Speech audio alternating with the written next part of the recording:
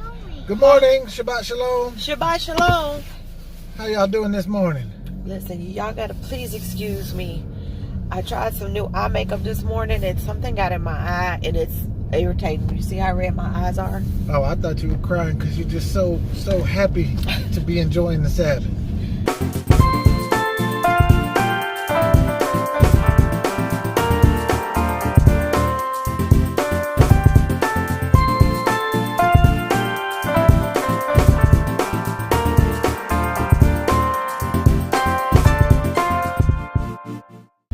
I am happy to be enjoying the Sabbath, but that's not why my eyes are red. Not from crying.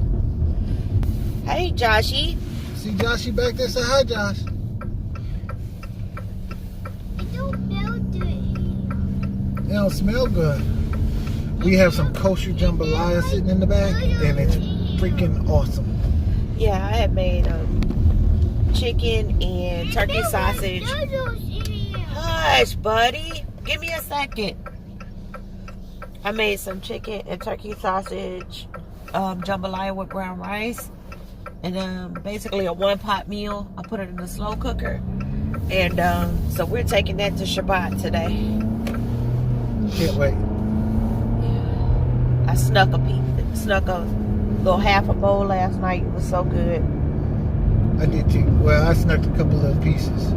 Oh, God. So apparently whatever is in my eyes trying to come out because it's tearing. Maybe you give me a napkin out of the glove box. Yes.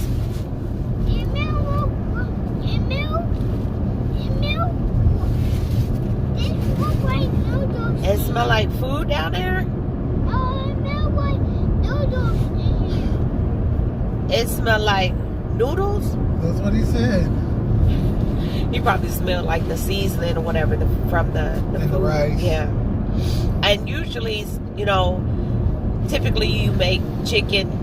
I mean, jambalaya is kind of spicy, but I dialed it down quite a bit because everybody does not like spicy, especially not at our assembly. So I really made it very, very, very mild. I did put a little bit of Creole seasoning in it, but I didn't dial it up like I normally do because sometimes I'll put like crushed red peppers in there just to give it a little bit of spicy, a little bit of heat. Little kick. But I didn't do that.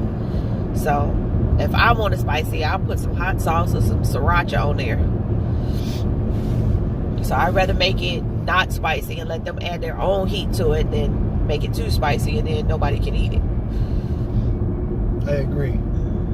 I like mine spicy, but when you're cooking for a larger group of people, unless you happen to know how they all like their food, that's exactly right. You she the professional. Yeah, that's been, that's, as a chef, that's a rule of thumb. You know what I mean?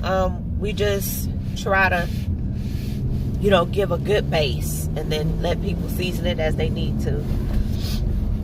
So, but yeah, I'm excited. We missed last Shabbat service. We actually dialed in online, and I want to see if it's a way, babe, where we can put the link in the description for those of you that are interested in dialing in online. If you're not in our area, those of you that are in our area, you know who you are. But those of you that are not in our area, those of our subscribers, that is, that are not in our area, or people that just happen to be sliding by our channel, if you're not in our area and you're interested in listening to the teaching, then I'm going to see about us putting the link in our description so that way you can tune in on Shabbat. Teaching starts promptly at 2. That's Central Standard Time. So it's a lot of teaching. It's good teaching, and it's all straight from Torah, straight from the Bible. Awesome instruction. So Minister Brett is teaching again today, I believe. Our Moray is a little under the weather. There's a bug going around. Right. Everybody in their household caught it, basically. So, but Yah is, he's amazing, and his love and commitment towards all of us It's never failing, so I'm sure he's even feeling better right this moment. So. Oh, yeah. And one thing I do want to say, we have some announcements coming in future videos. Right.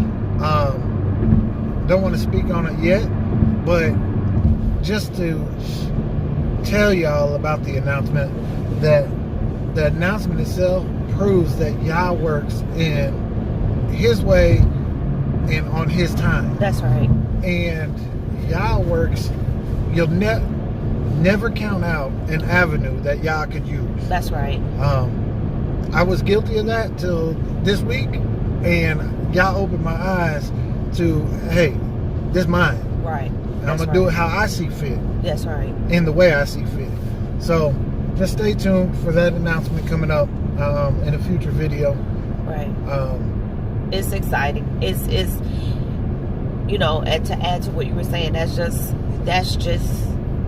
Yah is amazing. And everything he does, once he reveals, you know, that he's doing it or he's done it, right, it just makes sense. It just makes sense. It's there. Everything flows and it just makes sense.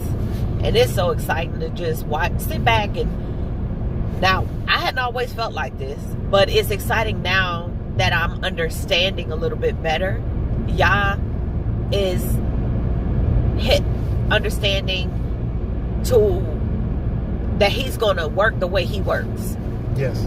His timing is what it is. And once you understand it and you have more of an idea of the reason why you don't want to put your hands in his business, it just makes sense.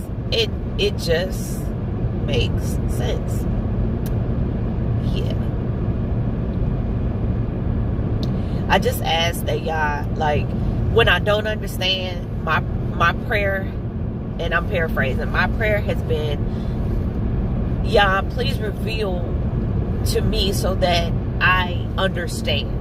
Or please, make your revelation plain to me so that I don't poke my nose in your business, right, so to speak. Because a lot of times we really mess stuff up, and we'll take what is Yah's, what his business is or his job, we'll take it away from him. Sometimes we do it unknowingly, just kind of like thinking that we hear one thing that he's insisting that we do, and it's something else. I'll give you an example. Give me an example. The example is this. So that's just like me being downsized in my position that I'm currently in. I've prayed and asked Yahuah to show me what his plan is to me, or to reveal it to me so that I can move in the direction that he would have me to move. Now, I'm not going to tell you that I'm a pro or I'm a veteran at hearing his voice. I think I know. I'm checking the spirit that it comes in. You know what I mean? But sometimes I get it wrong. And so what if I were to go and, take a job that I know he didn't purpose for me, right? For an example, I know that as a Sabbath keeper, as a Torah keeper, Yah don't want me working on the Shabbat, period. And then I got two jobs to choose from. One job says, hey, you have got to work on the Shabbat. The other job says you can make your own schedule, and if you so choose to work on Saturday, fine. If not, that's fine too. But because the job that that makes me work on the weekend pays more, I take that job. I don't believe that Yah's in that. No. I don't. I think on that example there, that if you take the job that takes you away from doing what he tells us to do, exactly, then you are purposefully, what do you call it, cognitive dissonance? Cognitive dissonance. Right. You know what's right. Right. And you know what's wrong. But because your flesh and your pocketbook right. thinks that's the right way to go. Right. That's what you do. But in my opinion, I feel like Yah will test you to see where your heart is. If you're seeking him or you're seeking things. Because a lot of times people will say, oh yeah, I'm seeking Yah, or not even Yah. These type of people, in my opinion, because I haven't incurred people who say Yah and do this, but the type of people say, I'm seeking God for this, and I'm gonna believe God for this, or whatever the case, and or like you are so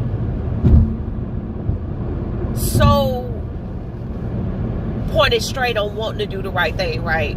But then the moment you have an opportunity to make the right choice, your flesh gets involved and you end up making the wrong choice because of your flesh.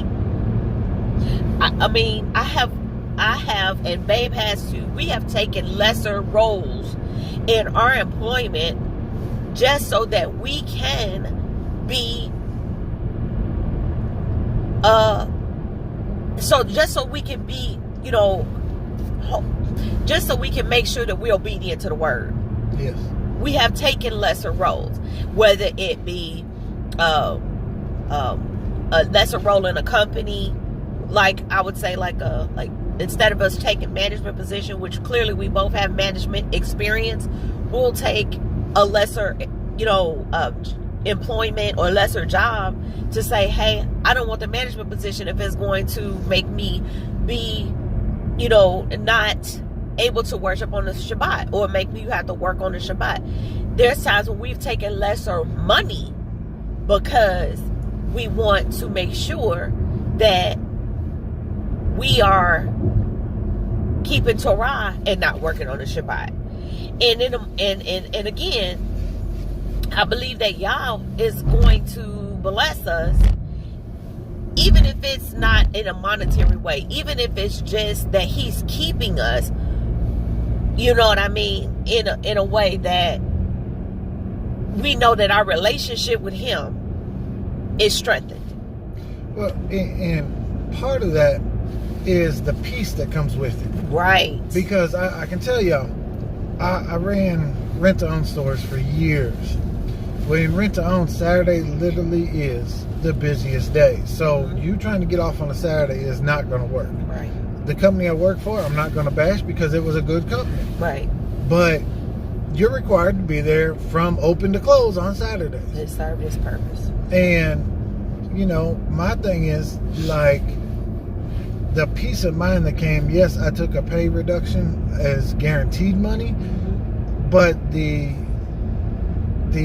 peace of mind that came with knowing that I was doing what Yah instructed us to do is because you can ask Babe. I used to feel bad about having to go in and work on the Shabbat, but at that point, that's where Yah had us. Right. But Yah, through continuous prayer, saw fit to move me. Right. I want to say this too, because I made mention of this to one of my coworkers. A lot of times, it's not always the best decision. Is not always the most popular one. And I understand that as Torah observers, there may be other people standing on the outside looking in and may look at it like, oh, how are they doing that? It just seems like they're in, worse situation now than when they were Christians, or when they were living, this way instead of that way, or living in it. It seemed like they were better off financially then than they are now. And to that, I'll say this. No.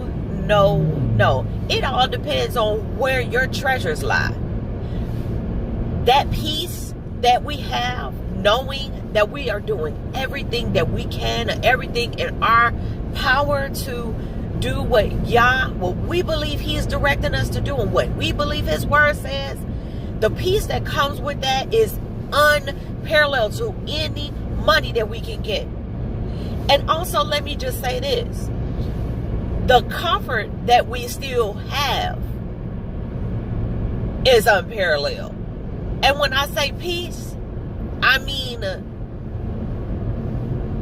it's an undescribable peace if you don't know what it feels like, or if you don't understand, I can't describe it to you. It's an undescribable peace that Yah gives you being obedient. It is. It's a freedom type peace. Well, and the thing is, not to cut you off, but peace, as you hear us say all the time, shalom. Yes. It means wholeness. That's right. It means completeness. It is whether it's mental or spiritual, it's the wholeness that you have, knowing that I'm taken care of. Yes. Regardless. Yes. You know, think about your kids. You know, the word tells us all the time, if you love me, keep my commandments. If your kids keep their commandments, your commandments to them, you do more for them. Yeah. And you have no problem doing it. So why would our Heavenly Father not be the same way? Exactly. Last week, just to surmise how I feel about this whole situation or this whole conversation, I should say, is when I was reading about Daniel, you know, we have all been in a lion's den, you know, a type and a shadow of a lion's den. You know what I mean? We've all been in those hot spots. Those spots where other people on the outside looking in look at us and be like, "Oh my God, they're gonna die." Like they are something bad is happening to them.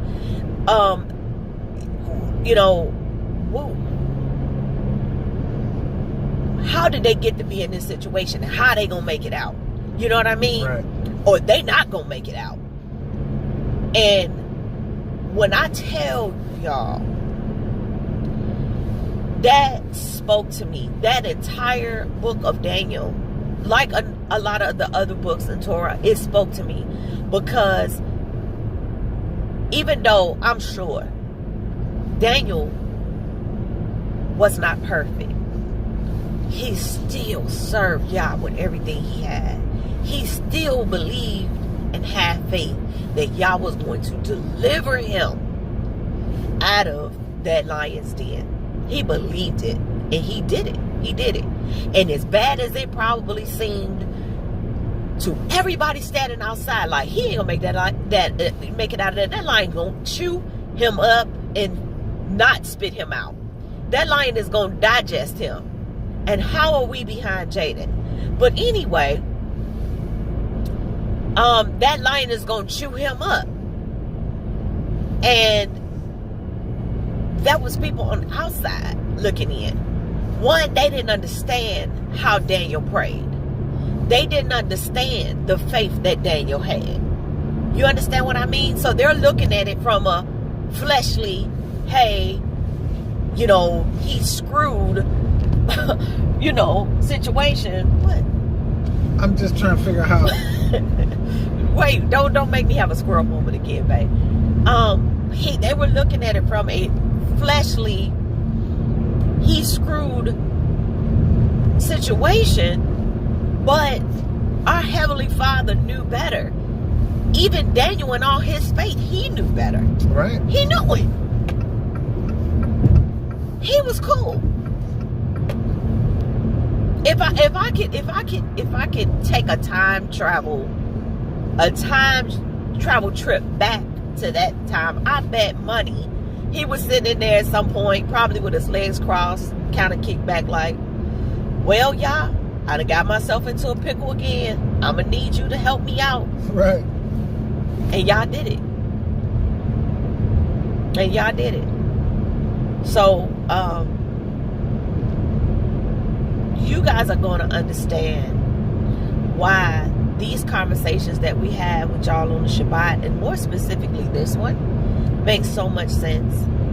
Because when I tell y'all, Yah has moved on our behalf in so many ways, in so many times, you know, and I believe in my heart that the reason why he moves on our behalf in so many ways and so many times is because he knows that we're going to lift him up in praise.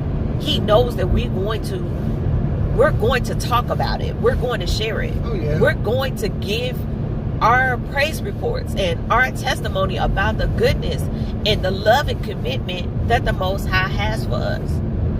And because he knows we're going to do that, he also knows that it's going to make more believers, you know, going forward. So I really believe that that's another reason why he'll take us through, you know, some of the tests and trials and these small storms that he take us through. Because let me tell you something, I say small, a lot of people might look at him like, small? But like you said, it's your perception of things. Maybe he had to go get gas. Let us not say nothing. Like they left 15 minutes before us. I don't know, man. Were you driving that fast while we were talking? I don't think so, man. I don't think so either. Okay. This time. Right. But let me tell you, let me say this, is I have thoroughly enjoyed doing videos and putting out information for y'all because, you know, me and Babe, we've been in sales for years. And the thing with sales is, you know, they say it's farming and fishing. Right. You know, yes, there's some fishing involved. A lot of discovering the truth is farming. Right. You got to plant the seeds. You got to cultivate them. You got to water them. You got to pull the weeds out. Right. That's right. And That's when right. discovering the truth, there's a lot of weeds that have grown up over the years Yep. that have to be pulled out. That, and if anybody that does any gardening or yard work knows, there's weeds that grow that look like normal grass, and there's weeds that grow that have flowers on them. So in our minds, we're looking at them like, oh, that's supposed to be there. Yeah. But guess what? That's not the truth of the matter. Oh my God, It's a that's weed so good. that's got to go. That's good. That's so good. And you know what? As you were talking about the whole gardening aspect of it, I remember y'all took us through that season. I remember when Babe and I first got, it was the last house before we purchased this house. Right. And we started a garden. And we were excited. I'm talking about, it almost reminded me of when I was first awakened. The fire that I had to get it right. We were out in that yard every single day, just turning the soil over, clearing this out. We had a greenhouse, and it was like we went ham in that yard, y'all. And the first time we went out there, remember we had that greenhouse? Y'all, we had planted seeds in the greenhouse, and all of them burnt up. We were learning. I didn't know about getting the greenhouse. I just thought the hotter and humider it was. Listen, we didn't vent the greenhouse. We didn't open the greenhouse. All we knew was we had pots and soil and seeds. And we put that stuff up in there. And we was out there watering those seeds every day and whatever. And checking the soil and making sure it was moist. And trying to cultivate, you know, all these seeds and stuff. And nothing grew. I mean, it started out in sprouts because that's what seeds do. But it was like we burnt them up. And well, all but one. All but one. The basil survived. Oh, yeah. The basils did really well. But I say that to say this. As we went, we learned and we grew as the plants grew, as we got more and more information. And we studied. And it was trial and error. You know what I mean? And now we feel like we might be able to share some things we learned in gardening with other people that are beginning, that they don't know. You know what I mean? Does that mean that we know everything? No, absolutely not. But another thing that relates is your environment. All right? Just like Yah puts each of us in their own environment, you have to know what's going on in your environment. Because the people in the north deal with different critters than we do down here. That's right. And we have vice versa.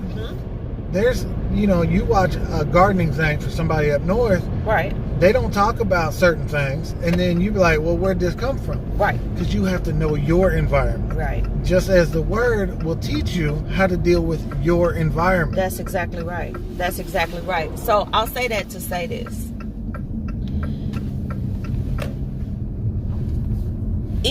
If you,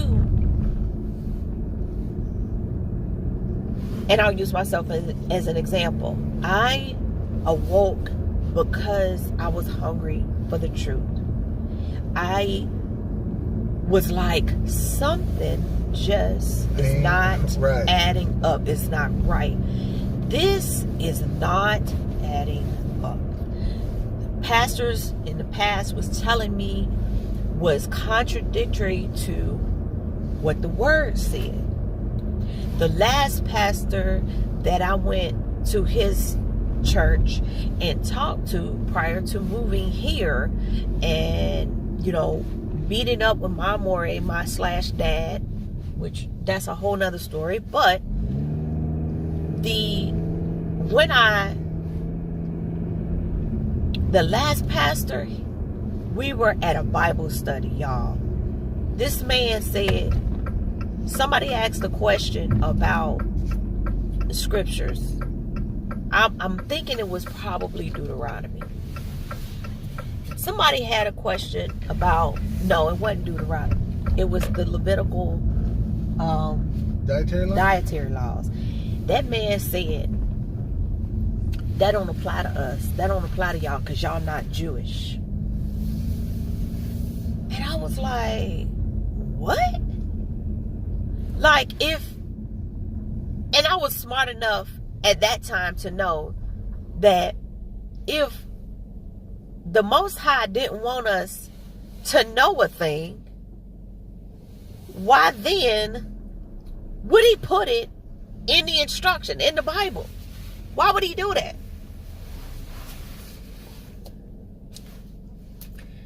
So that just was weird to me. And I'm like, that can't be right. I got to research this a little bit better. Well, shalom, y'all. We'll be back. We just pulled up to the assembly, so we will be back later. Shalom, y'all. Shalom, y'all. You see, baby Yana, we've had a full day. Yes, we had. I'm hungry for burger. So obviously he wants some burgers. Right. So, babe. Yeah. Daddy. Babe probably have to run to the store here in a minute and go get some burgers. We already got the fries in the freezer. Go get some burgers. Yes, we did. So today was, awesome as usual. Shabbat, shalom to y'all just tuning in. This just be the finishing part of our vlog from earlier. We were having a little chit chat in the car. Just talking about Yah as usual, and it was a really good conversation that we were having leading up to going into Shabbat service, and then now we're back home. And let me tell you, service, it was good as usual. Yes. Of course. We discussed how with Yah's commandments, how when you come into the truth, you have to determine what. It's hard to say what to do first, but because it all needs to get done. But the easiest thing to do is to not do something. So, when you start to unlearn the truth, the easiest thing to do is these pagan traditions, just stop doing them. Yeah. So that's what we talked about today, and we kind of dove into some of the pagan origins of where stuff come from, and I challenge all you out there that if you wonder where something come from, look it up. Yeah. The other part that he touched on was just the things that we take for granted as just believers and Torah observers.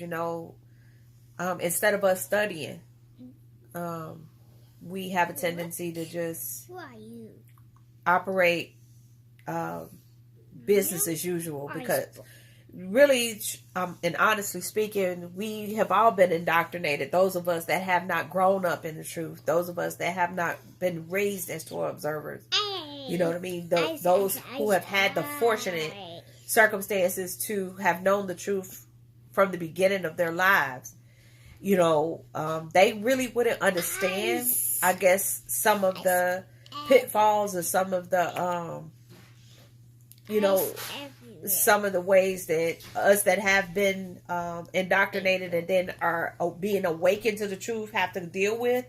And so, you know, and then a lot of us that have been awakened for a while, you know, sometimes we forget how the newly awakened people can get confused about certain things. Right. So we really, all of us need to have some, you know, show some grace and understanding, because, you know, there's levels to this. You know, we none of us know everything. No. You know, and that's why we need to be holding each other up, and like the word says, iron sharpens iron. And so if you are awakened, you know, have some mercy on those that are newly awakened, or have some mercy on the people who don't have the knowledge but really want to know and really want to understand, but they just don't know. You know, I've seen people get beat down in this walk, you know what I mean, just for not knowing, or for asking questions, or, you know, or whatever. And that's not what you do. I was just saying this to somebody the other day, how I don't ever want to be somebody's stumbling block. Right. I want to be, you know, somebody to help another person to come into truth. You know what I mean? To be an example to, you know, to people. I pray that I've never, you know, belittling or making a person feel like they're less than because they may not be as far along in the walk as I am. You know what I mean? And thus, I don't want anybody to belittle me because maybe I might mispronounce a Hebrew word, or maybe I don't understand. I don't spell it correctly, or, you know what I mean? The fact of the matter is that Yah understands the intent of my heart. He knows my heart, and he knows that I'm seeking him. And I'm not doing this to gain fame or notoriety or make somebody else feel good. I'm doing this for me and my soul salvation. And I want to raise my children in truth. So before somebody comes for me, or before I go to somebody else and make them feel lesser than, keep that in mind. Like, I just try to keep that in mind. And I just encourage everybody else that's in this walk, whatever level of the walk that you are in, keep that in mind when you come, you know, to talk to your brothers and sisters and fellowship with them, and you know, we have to have a sense of community, and it's challenging enough that we are in the land of our captivity, and that we already have things that we have to face and work against, and so we really should be doing that in our own communities. We really should. Oof. So, but yeah, we had an awesome day. I am like tired. I'm tired. I'm glad we was able to go and check on Mama and Dad and Kayla and Pet. Excuse me. And I saw my little Noe and Noah. He's under the weather. I pray that I don't get sick, because I was in there for quite a while talking to Mama and them. And I don't care how much you Lysol or bleach or whatever house, you know, the germs are still germs. And I mean, I praise y'all for a good,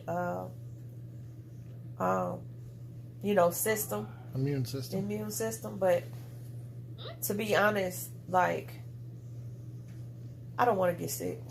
Me neither. I don't. But shout out to Kayla, my little baby. She I know y'all see my shirt. I got my Lion of Judah shirt on. And Kayla didn't give me.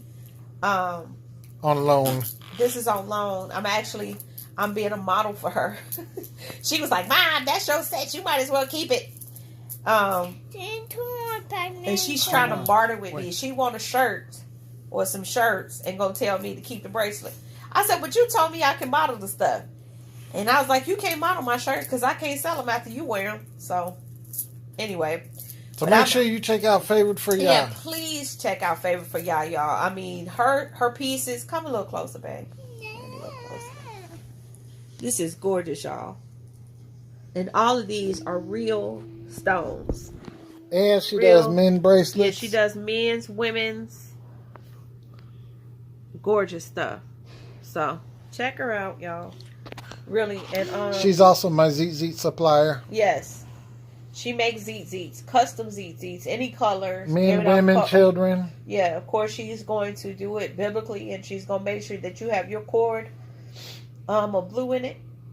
But and the number of cords that it's supposed to be, but she can do pretty much any color that you want. I know the boys, they request, you know, certain colors from her, and she's real quick with it too. She can make them and get them out to you.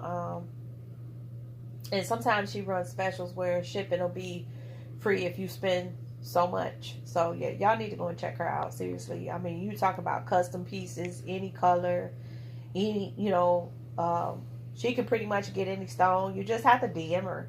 Go on her Instagram favor for y'all, and, you know, let her know, or, you know, screenshot a picture of a sketch or a piece that you, and she can pretty much do it. So, or even if she already has some stuff in her inventory, so just go and check it out on her page. She's got a lot of really, really dope jewelry. So, all right. Well, with that being said, shalom. Say shalom. Shalom, y'all. Shalom, y'all. Don't forget to hit the bell so that you'll be notified when we post videos. And share. And share and like. Love y'all. Love you.